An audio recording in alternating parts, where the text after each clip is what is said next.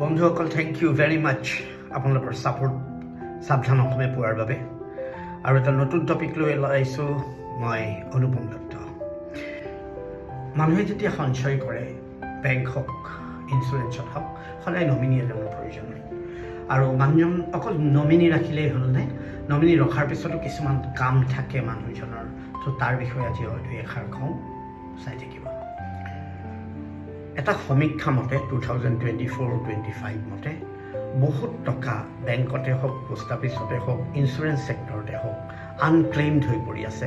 মানুহে পইচা নিবই অহা নাই, তেনেধৰণৰ পইচা পৰি আছে। চ' এটা সমীক্ষা আমি চাওঁচোন আহক। 1,90,000 কৰোৰ 1,90,000 কৰোৰ আনক্লেইমড হৈ পৰি আছে।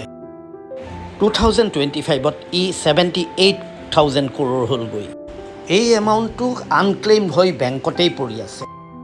ইয়াৰ উপৰিও EPF, মিউচুৱেল ফাণ্ড, LICৰ বিষয়ে কোৱাই হোৱা নাই। উদ্গম বুলি পৰ্টেল এটা আছে, তাত গৈ আপোনালোকে চাবও পাৰে।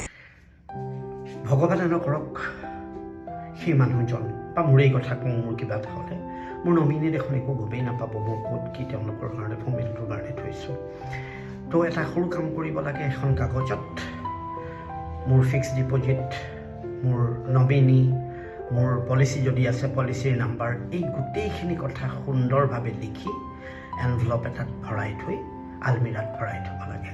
আৰু এই বিষয়ে ফেমিলিক অৱগত কৰিব লাগে যে মোৰ অনুপস্থিতিত মোৰ গোটেই কথাখিনি এই এনভেলপটোত আছে। এই কামখিনি কৰিলে নমিনী অন্তত কিবা এটা অঘটন ঘটিলে ছাপোৰ্ট এটা পায়।